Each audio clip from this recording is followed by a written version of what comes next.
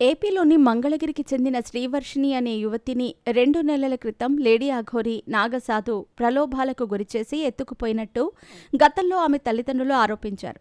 గతంలో మంగళగిరికి వచ్చిన అఘోరిని తమ ఇంటికి పిలిచి బట్టలు ఇచ్చామని, ఆ సమయంలో తమ కూతుర్ని ప్రలోభాలకు గురిచేసి తమకు దూరం చేసిందని వారు ఆరోపించారు.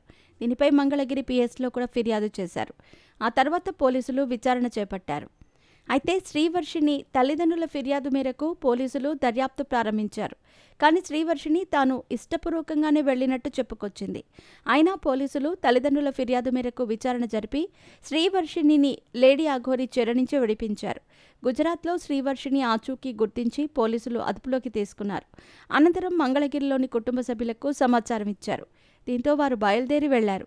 లేడీ అఘోరి నుంచి శ్రీవర్షిణిని తీసుకుని కుటుంబ సభ్యులు బయలుదేరారు. అయితే లేడీ అఘోరిని వదిలి వెళ్లటం ఇష్టం లేదంటూ యువతి మొరపెట్టుకుంటున్న దృశ్యాలు బయటకు వచ్చాయి. శ్రీవర్షిణిని మాయ చేసి అఘోరి తీసుకెళ్లిందని పోలీసులు గుర్తించినట్టు తెలుస్తోంది. తమ కూతుర్ని విడిపించాలని తండ్రి కేసు పెట్టడంతో వర్షిణిని కుటుంబ సభ్యులకు గుజరాత్ పోలీసులు అప్పగించారు. ప్రస్తుతం వర్షిణిని ఏపీకి తీసుకురావడానికి కుటుంబ సభ్యులు ఏర్పాట్లు చేసుకున్నారు.